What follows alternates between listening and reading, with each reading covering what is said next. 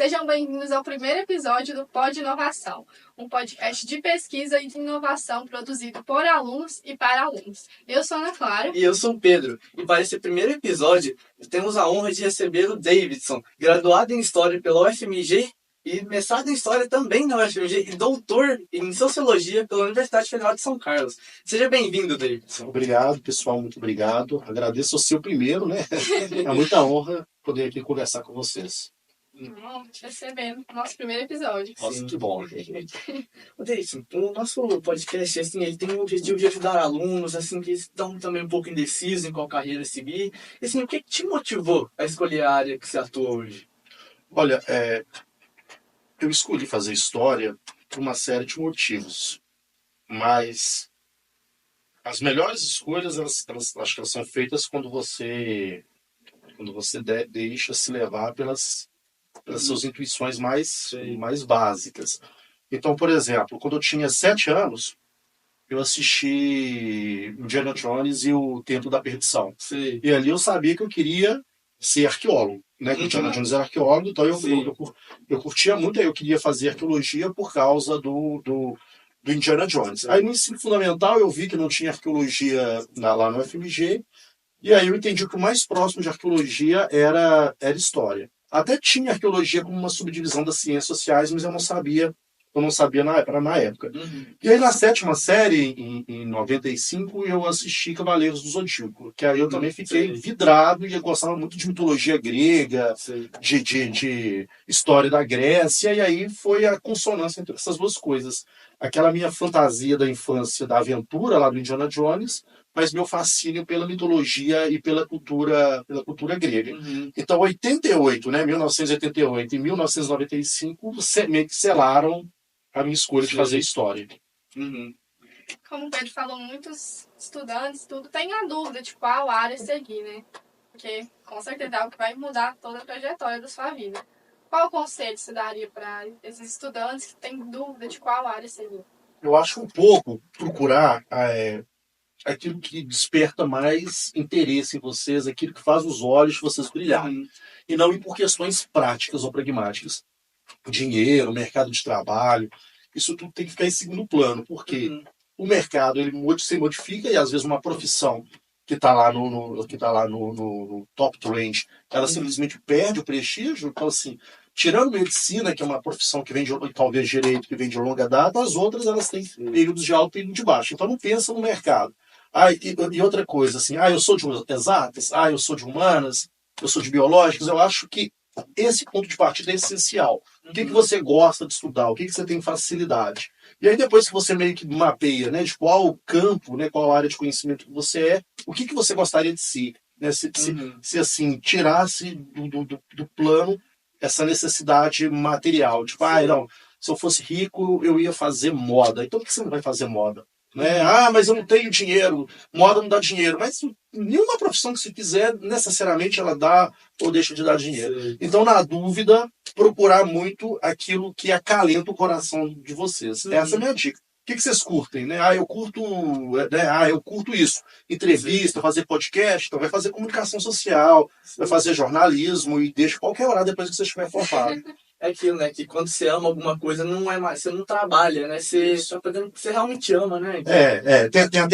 Existe uma dimensão, né, do trabalho que não é necessariamente prazerosa, mas é mais fácil de você suportar essa dimensão do trabalho, uma vez que aquilo faz sentido para você. Então eu acho que é muito legal ver essa questão do que pelo que nós somos apaixonados, ser apaixonado por videogame, apaixonado por literatura, apaixonado por interação social. Busca um pouco isso que a resposta sai. Você que está contando um pouco mais aí da sua história, conta mais um pouquinho da sua trajetória, onde você trabalhou, como é que foi? Então, quando eu formei em 2004, eu formei no meio do ano, a gente tinha pagado uma greve, e aí eu fiquei sem trabalhar. Então foi um ano bastante curioso, porque eu fiquei dando aula particular. Então eu dei muita aula particular de matemática, né? Então, assim, ninguém queria aula de história, então eu falei, vou dar aula particular de matemática. E aí eu pegava os livros de matemática, fazia exercício, ficava o tempo todo dando aula. Então, assim, E aí decidi fazer um mestrado. Eu já tinha um tema que era sobre o Jeca Tatu e o Monteiro Lobato.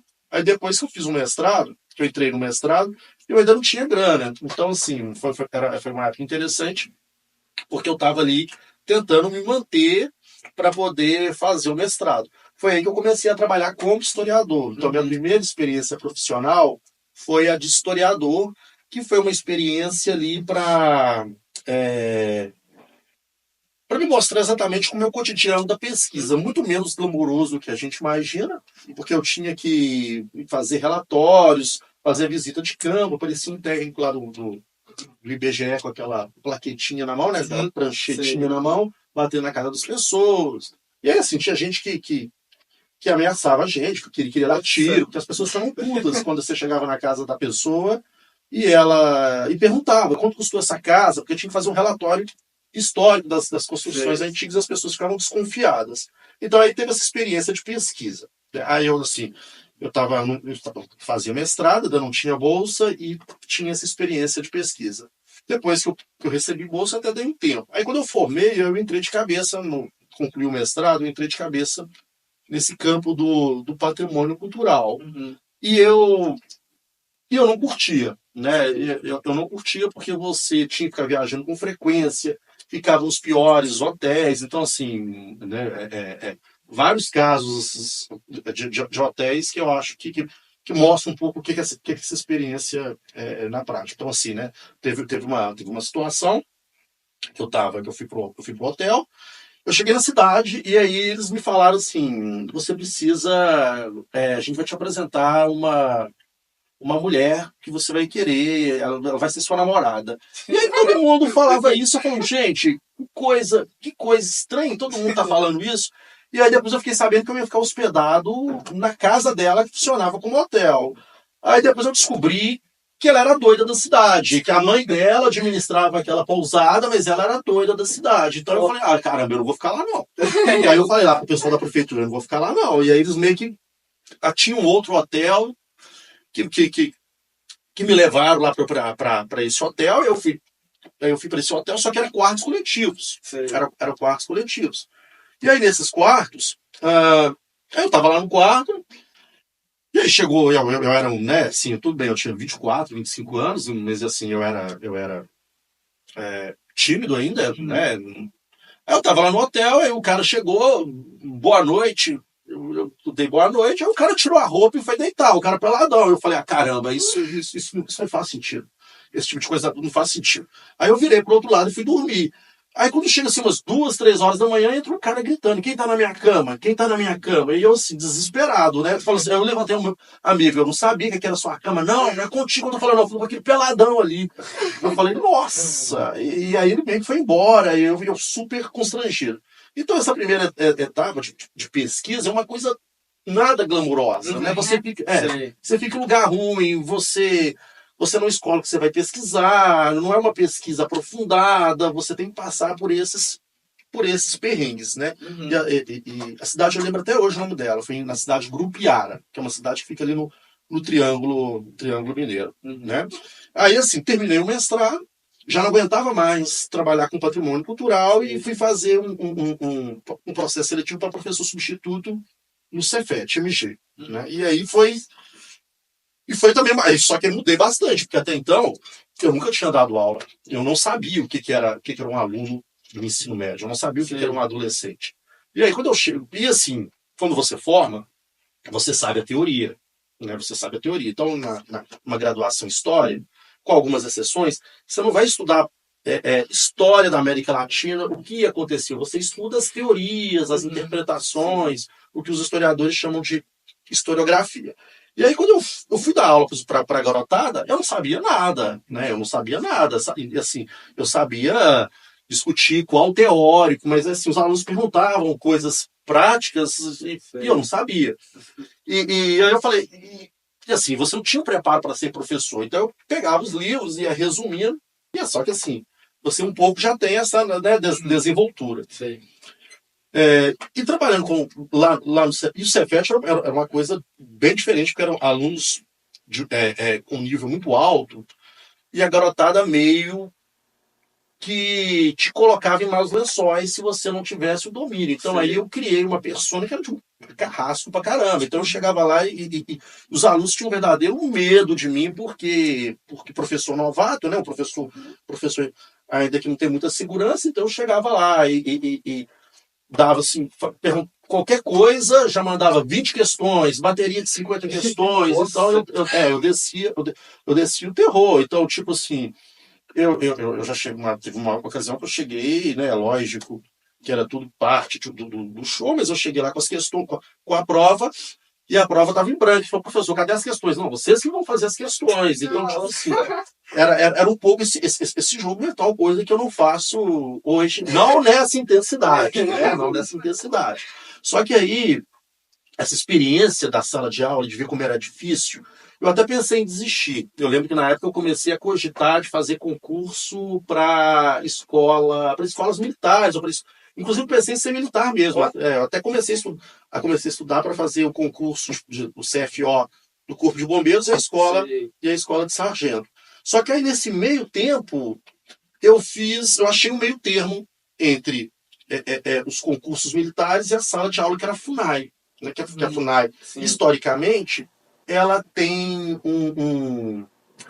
uma característica, ela tem uma influência militar, porque os militares tiveram um importante papel na construção do indigenismo brasileiro. Então, aí eu fui para a FUNAI, né, eu consegui passar no concurso e fui lá pro norte do país, né? Eu fui lá para Pará. Só que quando eu cheguei lá no Pará, né, eu percebi que eu já havia me tornado professor. Então, assim, que eu curtia ser professor, né? Eu lembro até assim, logo nas primeiras semanas, eu já estava pensando, sonhava, inclusive, que eu estava dando aula. E aí eu também tinha feito um concurso pro IF Sul de Minas, e aí eu fui chamado para o IF Sul de Minas, e aí eu larguei, fui pro Sul de Minas, e só que aí eu queria ficar mais próximo de Belo Horizonte, então foi aí que eu consegui uma permuta pro IFMG, né? Aí primeiro vim para São João Evangelista, e depois que eu vim para... Aí agora, recente, eu estou aqui em Piuí com vocês. Que é muito bom. Tá gostando aqui da cidade?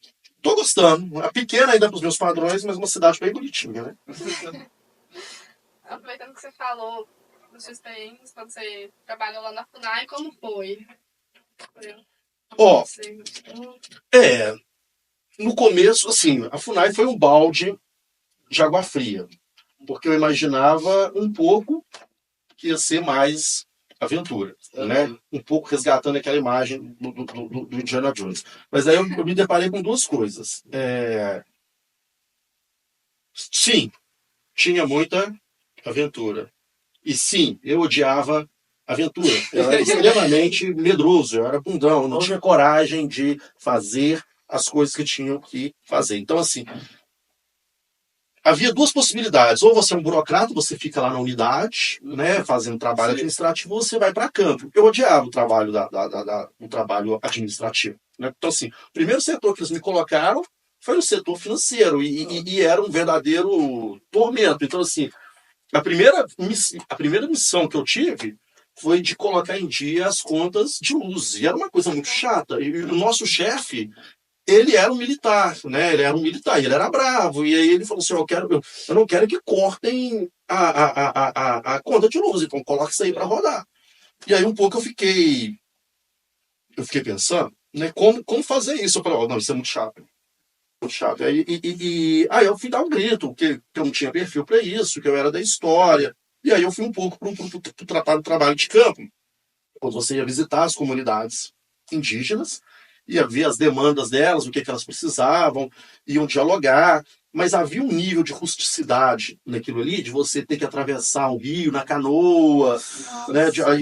Eu não tive ainda, eu não cheguei a fazer isso, mas tem, né, muitos indigenistas, eles dormem vários dias, eu fui nas comunidades que estavam mais próximas.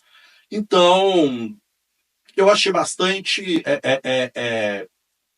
inusitada a experiência, porque as pessoas que não convivem com as comunidades indígenas, têm uma visão idealizada, né? Acham que os índios quase que personagens. Sim. E aí, quando você começa a conviver com as comunidades, você vê que são sujeitos históricos como nós, e cada índio, né, um indivíduo específico com as suas próprias características, como somos nós. Então, assim, vai ter pessoa que você vai se dar bem, né? Pessoa com a qual você não vai ter tanta afinidade. E o embate, né, a relação entre a FUNAI e as comunidades indígenas, nem sempre ela era tão tranquila, né? Havia várias divergências, e não era não era incomum, não era raro que os indígenas fizessem os membros da FUNAI de reféns.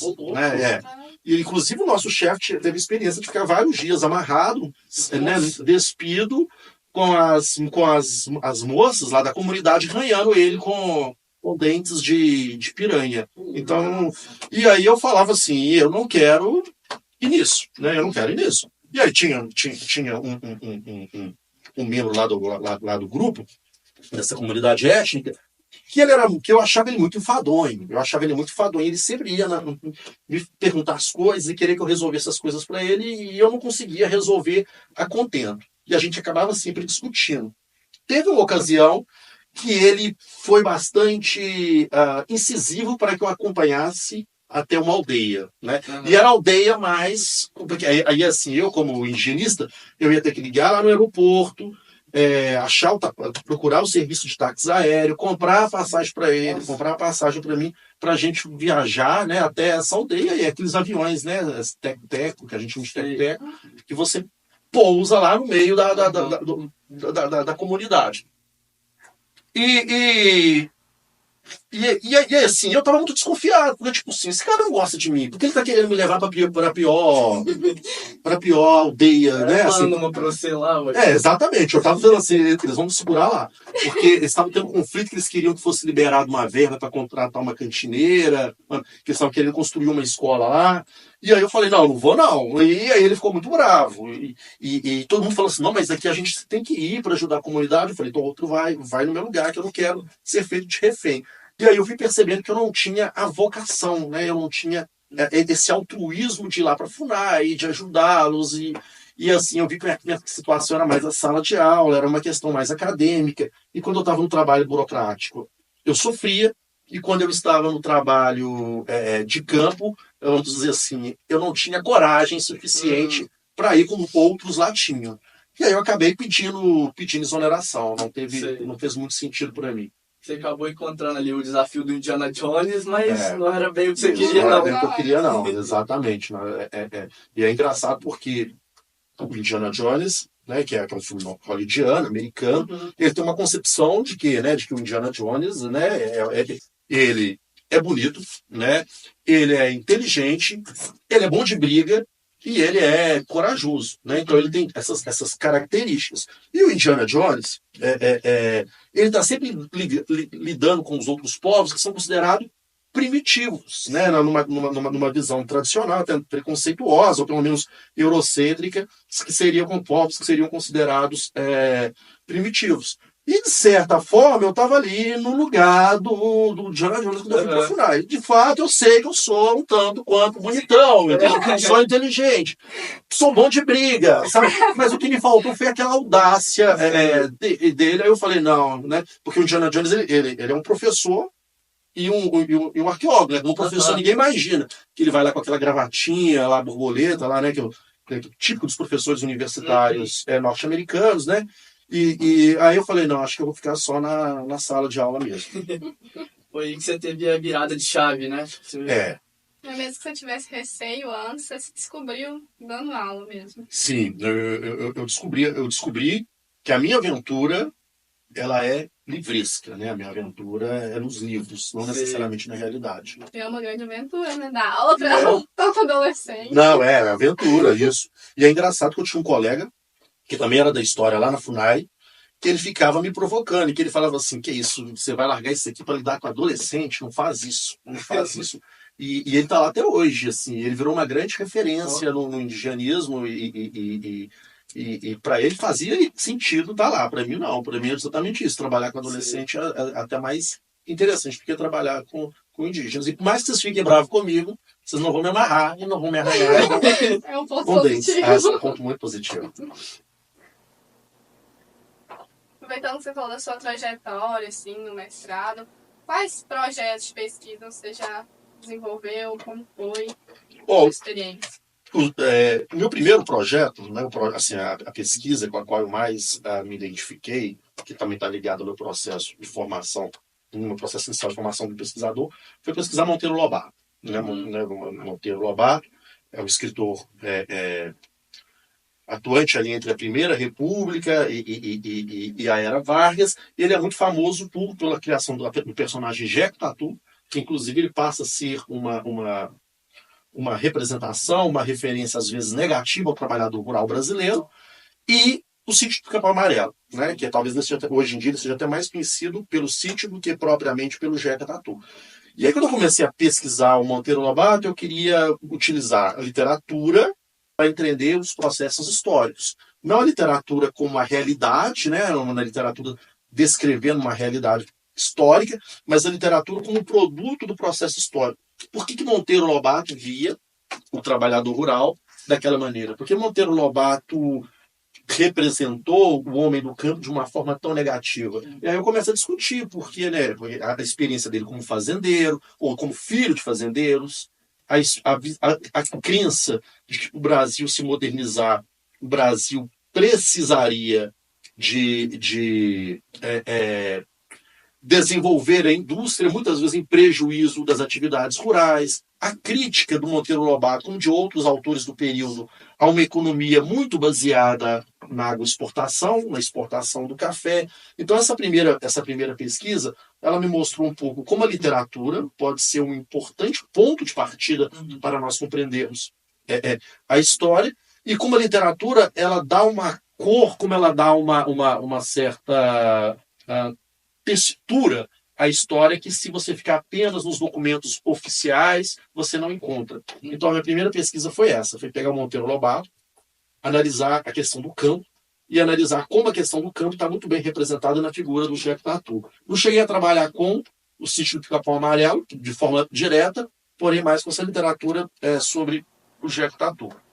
Aí, no doutorado, eu fiz uma pesquisa sobre a representação da cidade moderna em Machado de Assis e Lima Barreto. E aqui, nessa pesquisa, eu já fiz o contrário. Eu não estudei o campo, mas eu estudei a cidade, mostrando um pouco como Machado de Assis e Lima Barreto eles foram capazes de ver, no Rio de Janeiro do século XIX, fenômenos sociais que estavam acontecendo em cidades como Londres, como Paris, como na Alemanha. Então, a minha proposta do doutorado foi mostrar que a cidade moderna que estava lá na Europa, algumas daquelas características também podiam ser encontradas no Brasil, né, ou pelo menos no Rio de Janeiro, indicando com isso que havia uma certa uniformização de algumas experiências modernas, que mesmo no Brasil nós poderíamos encontrar experiências que estavam acontecendo nos países, né, à frente desse processo de expansão, de consolidação do capitalismo.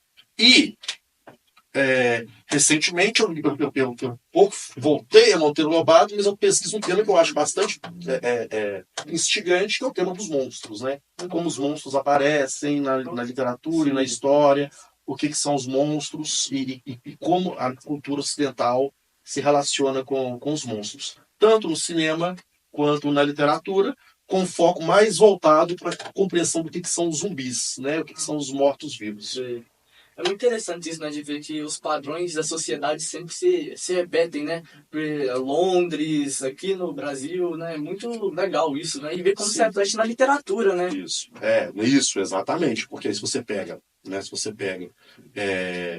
um escritor, né, como Edgar Allan Poe, que está escrevendo lá nos Estados Unidos, ele está descrevendo lá como a cidade, a grande cidade, ela é perigosa. E Machado de Assis, que era um leitor de Edgar Allan Poe, está fazendo o mesmo no Rio de Janeiro. Então, um pouco nessa pesquisa, eu fui pegando os textos do Machado de Assis e mostrando, olha só, Machado de Assis está mostrando que andar numa rua do Rio de Janeiro é perigosa, porque você pode encontrar qualquer pessoa. Existe uma coisa na cidade que é a indeterminação. Então, você cruza a rua, você não sabe o que vai acontecer. Você vira uma esquina, você não sabe quem que você vai encontrar. Eu vou mostrando como, em autores, né, do século XIX, em outros lugares, essa preocupação também estava. Então, com isso, eu vou vendo, olha só como é que Machado de Assis está antenado com o que de mais recente, com o que de mais moderno tinha em termos de cultura da época.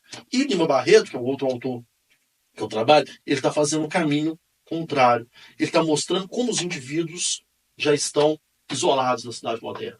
Que também é uma discussão muito recorrente, aí vai ao encontro disso que você está falando de padrão, é uma discussão muito recorrente sobre o século XIX e como os escritores eles estão tentando explicar esse fenômeno novo que é a multidão e que muitas vezes vai assustá-los muito. Sei.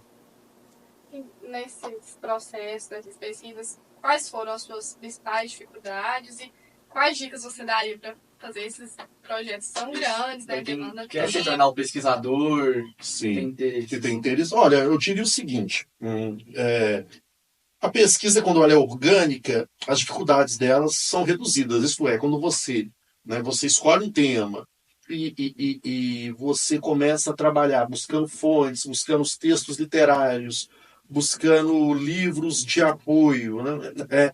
Então ela vai crescendo junto com você. Então, à medida que você vai se tornando historiador, seu projeto vai se consolidando, vai ganhando, vai ganhando peso, né? É importante para a pesquisa ela seja feita de forma institucional, isto é, não de forma autodidata, que aí você vai ter um orientador, Sim. você vai ter, dependendo você pode ter uma bolsa que vai te ajudar a ter recursos para comprar livro, Sim. né, para essas necessidades da pesquisa. E para quem está querendo começar a pesquisar, é um pouco isso, de ler muito, né? Sim. A necessidade de ler muito. E essa capacidade de relacionar coisas que aparentemente estão separadas. Eu acho a dificuldade para aquele que está começando a pesquisa é ele conseguir relacionar coisas que aparentemente não têm relação e descobrir o vínculo entre elas, né? À medida que você vai se amadurecendo como pesquisador, né, você vai tendo essa tranquilidade e essa facilidade de encontrar um pouco seu lugar junto com a pesquisa. Esse flow de leitura é muito legal, assim, eu tô voltando a ler, eu não tenho muito hábito, mas é um hábito que tá se perdendo, né? Tipo, hoje em dia as pessoas leem pouco, né? Você acha que isso aí é por quê? Você acha que é desinteresse? Por quê? Então, o que os estudiosos das práticas de leitura, a primeira coisa que eles falam é isso, né? Que não existe hábito de leitura, né? Você tem hábito escovar dente. Sim. Isso. O hábito de leitura não tem. A mesma coisa que dizer assim, eu não tenho o hábito de escutar ópera. Não tenho o hábito de escutar ópera, é que a ópera não está disponível para mim. Então a gente tem que pensar assim, por que não tem no Brasil, por que não teve no Brasil a formação de um público leitor? Isso, assim, a leitura está em crise. Né? A prática da leitura ela está em crise, não só no Brasil. É um problema muito mais amplo, que pega inclusive países que já têm um público leitor formado. No Brasil, que esse processo de formação do público leitor ele não avançou tanto, né? Ou ele não se consolidou, ainda mais é mais grave. E aí vem que a leitura ela não foi estruturada nas práticas do brasileiro, né? Ela não foi estruturada nos hábitos do brasileiro como uma atividade recreativa. Então é uma coisa bastante restrita. Então, assim, muitas vezes o jovem fala, o que eu vou fazer? Eu vou ler, eu vou dormir. Ele vai dormir, né? Ele vai dormir. É claro que o celular, a internet, as redes sociais, elas atrapalharam isso mais ainda. Só que mesmo antes você tinha uma dificuldade de criar um público leitor. Da mesma maneira que a gente tem uma série de mecanismos para criar um público espectador do futebol, né? Então, assim, o futebol, todo mundo está comentando, você passa no jornal, você tem programas, né? Então, existe uma série de canais e plataformas que vão alimentando o interesse, não se tem isso com a literatura. Então, o problema da dificuldade da leitura, ele não é individual, ele é estrutural e está muito ligado à dificuldade da cultura brasileira e da própria intelectualidade brasileira em criar um mercado cultural no qual isso faça sentido. Só para vocês terem, por exemplo, alguns parâmetros. Quando a gente vai nessas grandes livrarias, essas livrarias de rede, você vai olhar lá nas bancas, só livros escritos em língua inglesa. Né? Por que os livros não... por quê? Né? Assim, livros originalmente escritos em língua inglesa. Porque nós não temos muito leitores e, consequentemente, não temos muito escritores. Né? Então, nesses países no qual tem um público leitor, você tem livros que são ler para passar o tempo. Né? Então, você vai assistir uma série, você vai, ao invés disso, você vai ler um livro. Aqui não, nós não tivemos essa formação. Entendi. Isso é bem grave, né? Assim, que é um déficit bem grande, você concorda? Tipo, Sim. que é uma coisa que ajudaria muito na cultura de leitura, que você absorve muito mais conhecimento, você, igual, em vez de ver a série, você viaja lendo, você Sim. tem contato com cultura diferente, dependendo do tipo de livro, é bem interessante, assim. E a leitura ela é prazerosa também. Então, assim, só que para ela ser prazerosa, a pessoa tem que ter sido formada para compreender as vantagens, né, ou a recompensa subjetiva, ou talvez até objetiva em alguns casos, da leitura. E não é simples. O que eu diria que é possível de ser feito hoje é mapear os livros que os jovens gostam. Né? Então, assim, algumas séries, apesar de ter passado muitos anos, ela continua despertando interesse nos leitores. Né? Por exemplo, Harry Potter. Né? Você teve uma época que pelo menos todo mundo, ou pelo menos todas as moças, liam Crepúsculo, mas agora Crepúsculo já tá out, né? Já tá coisa de velho. Velho.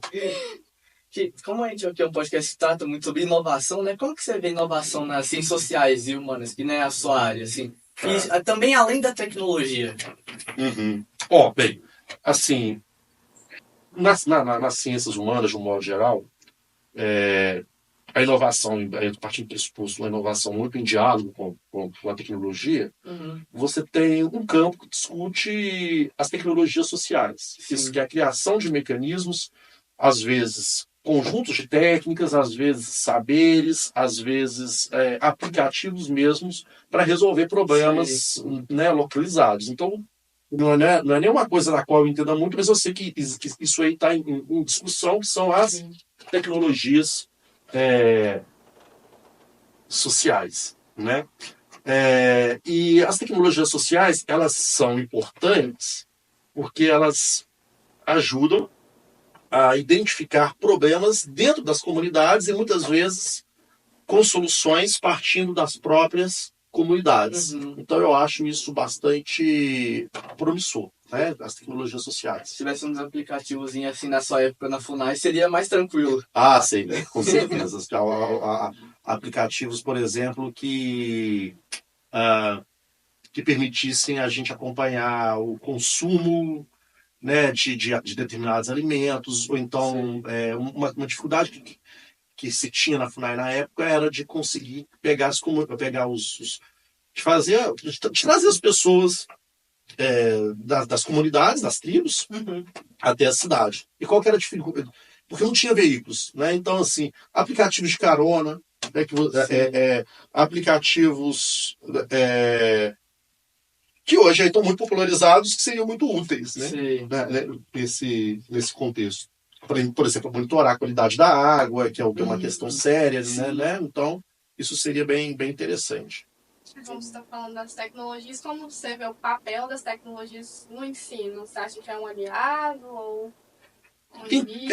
Em tese é um aliado, né? Em tese. Mas na prática, e aí eu vejo que os professores, e aí eu me incluo, eles são um grupo muito conservador. Então, eles relutam muito com a entrada das tecnologias. Então, por exemplo, a gente ainda faz questão de utilizar o quadro. Mas o quadro é uma coisa que provavelmente é do século XIX, quando não antes. Né?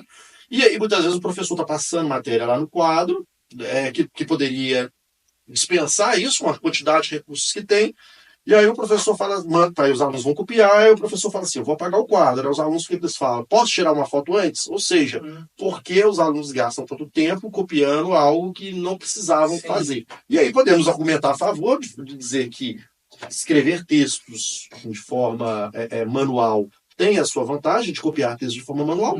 É uma linha de argumentação possível. Em contrapartida, pode-se discutir se o ensino ele não poderia utilizar da tecnologia para suprimir essas partes mais maçantes e criar pessoas mais criativas.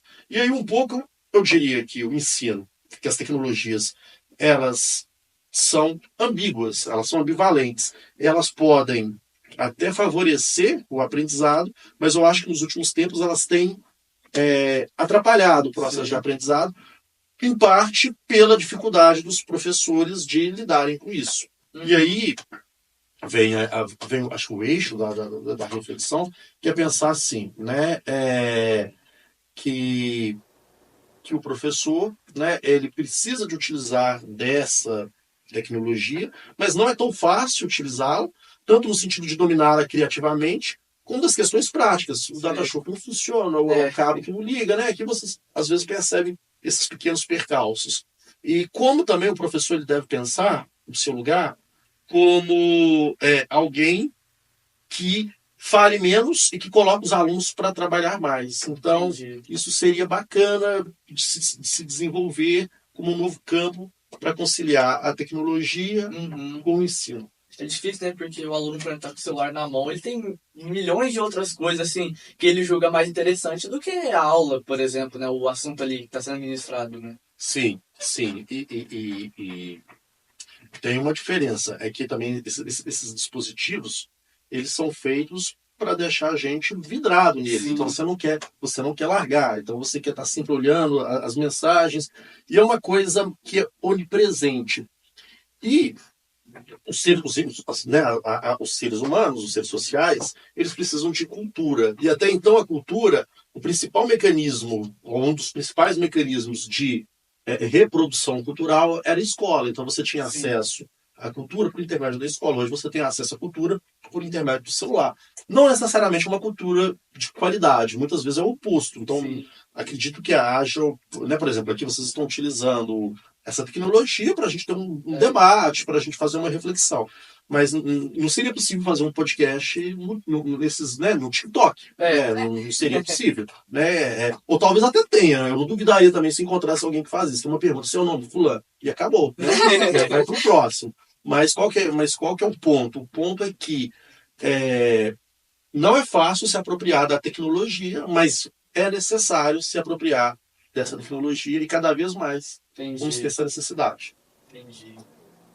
Como você acha que a sua experiência em diferentes áreas, né? Como você falou, teve muita coisa nessa trajetória, moldou a sua visão sobre o seu desenvolvimento profissional mesmo, sua carreira?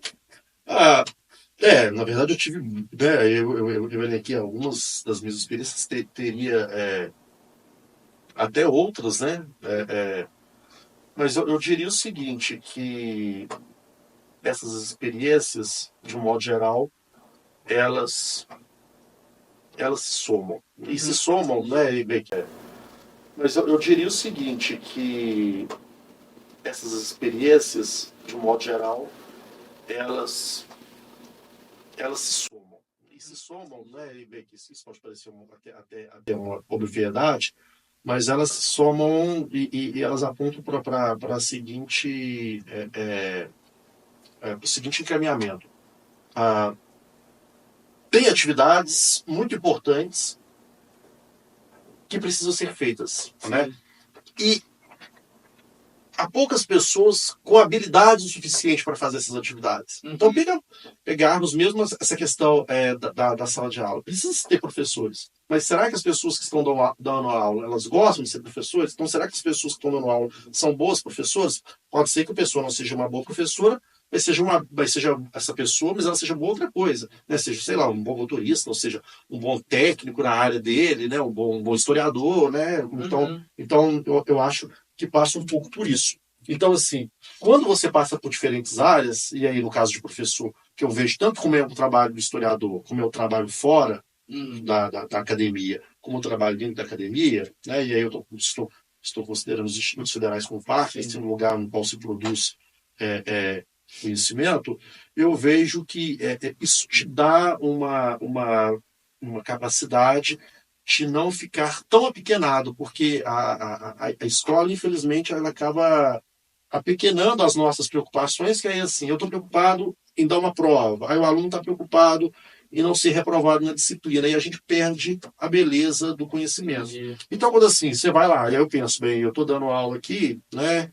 E aí eu lembro todas as experiências que eu tenho, de certa forma, eu fico um pouco pressionado a trazer para vocês o fascínio que eu tive com algumas experiências. Entendi. Então, é um pouco de emular na sala de aula, né? E por isso, às vezes, a gente fica elétrico ou cria algumas dinâmicas, né? Justamente para vocês sentirem isso, né? Que é, por exemplo, o medo. Você está numa canoa lá com os índios querendo te derrubar da canoa, porque eles acham isso engraçado. Aí você fala assim, mas eu não sei nadar, só que eles não acreditam que você sabe nadar. Eles nadam desde crianças, na verdade, eles não se lembram quando eles aprenderam a nadar, né? E aí como é que eu faço? Como é que eu transmito para vocês essa experiência, né? Então, aí eu acho que um pouco deslocar os alunos é uma estratégia. Então, eu acho que um professor que ele fez outras atividades além da sala de aula, ele tem essa vantagem. Embora também não haja um problema naquele professor clássico, né?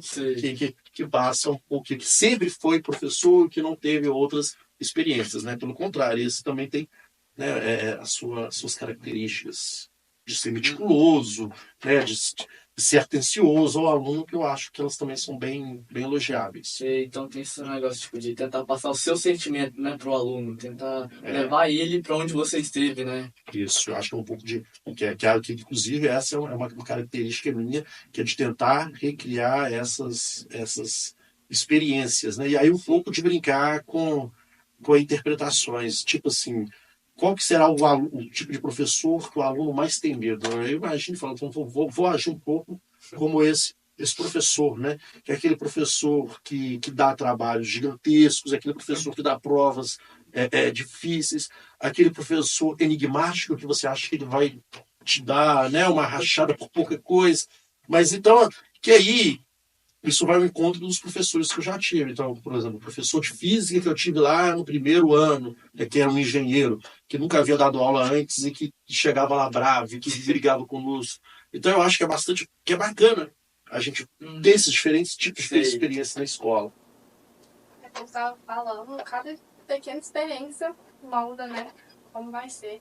E você, como professor de filosofia, história, sociologia, qual área você se identifica mais? Qual você mais gosta? Por quê? Como eu sou da história, né, minha familiaridade maior é com a história. Então, embora eu tive um período de aproximação com a sociologia.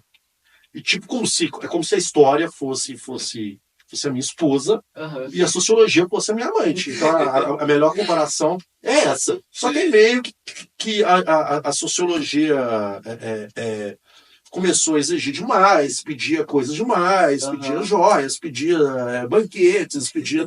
Aí eu falei, não, adeus sociologia. E agora eu estou mais próximo da filosofia do que da sociologia, né? Embora sociologia e filosofia sejam encontros, né? Sejam crushes passageiros, né?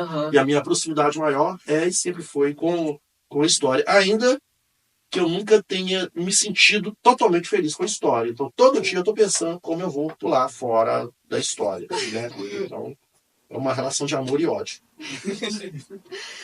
Passando agora pro mercado de trabalho, o que você acha que é fundamental alguém ter, principalmente os jovens, né, que estão entrando agora para poder lidar com o mercado, as dificuldades? Para os jovens, né, assim, é o mais básico e o mais complexo. Eu acho exatamente isso, o mais básico. Os jovens estão, embora fiquem com os celulares nas mãos o tempo todo, os smartphones, muitas vezes eles têm dificuldades básicas, assim, navegador. Como Uhum. acessar o navegador. O que é um navegador? Não se sabe o que é um navegador. Como mandar um e-mail, né?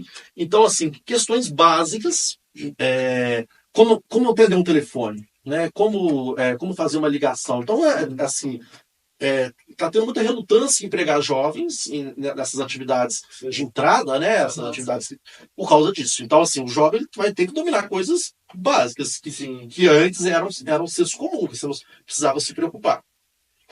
E, ao mesmo tempo, as atividades mais complexas. Basicamente o seguinte, programar. Né? Então, assim, eu quero ter uma empregabilidade. Saiba programar. Saiba lidar com essas novas tecnologias, não na condição de um simples usuário, mas de um operador mais qualificado, o que implica capacidade de programar. Né? Então, assim, a gente usa tanto essa tecnologia, mas se nós não tivermos o conhecimento de como ela funciona minimamente, a gente vai ser um simples usuário, vai ser um simples reprodutor dessas tecnologias que são produzidas lá fora. E assim, nos Estados Unidos, na Europa, você tem jovens da idade de vocês que já estão programando, já estão lançando programas suficientemente estáveis, inclusive comercialmente viáveis. Né? Então eu acho que essa habilidade de dominar essas ferramentas é essencial. Mas eu quero ir para humanas. Vai ser necessário saber programar. Para quem estiver na área de humanas. Eu quero ir para biológicas. Vai ser necessário. Não tem como fugir disso. Da mesma maneira que é difícil fugir do inglês hoje em dia, vai ser difícil fugir da programação daqui a algum tempo. É bem interessante, né? Tipo, todas as áreas, né? Isso. Que a gente teve nosso professor de biologia, ele também mexia bastante com programação, ele fala que o maior diferencial dele era justamente programar. Isso. E você fala da aplicação que poderia ter a programação nas ciências sociais, igual você falou na FUNAI. É uma habilidade, assim, tá muito em alta agora, né? Tá em crescente, é bem útil, né? Sim. Não, tá aí, por exemplo, a sociologia, ela já incorporou métodos pesados de trabalho com essas informações. Então, tem cursos, inclusive tem um curso famoso lá na UFMG que é para preparar sociólogos que vão trabalhar com metodologias quantitativas. Então, tem curso de programação, curso de estatística, aí tem que usar aquele software, o R, né, com software de modelagem estatística. Então, tem muita coisa bacana acontecendo. Para você tem que gostar, se você quiser seguir isso, mas mesmo que você queira ir para uma área mais qualitativa, né, mais interpretativa, isso é importante, dominar, ter uma familiaridade mínima com a programação. Entendi. Segundo o R, o nosso professor justamente usava R. O R, né? O R é muito usado nas ciências sociais também. Sim. Não, daí só que a gente já tá chegando no final do episódio. Você sempre fala, né? Declama suas frases em grego. Aí pra esse final a gente queria que você falasse alguma coisa, uma frase em grego, que é algo, né? Acho que todo mundo tem curiosidade.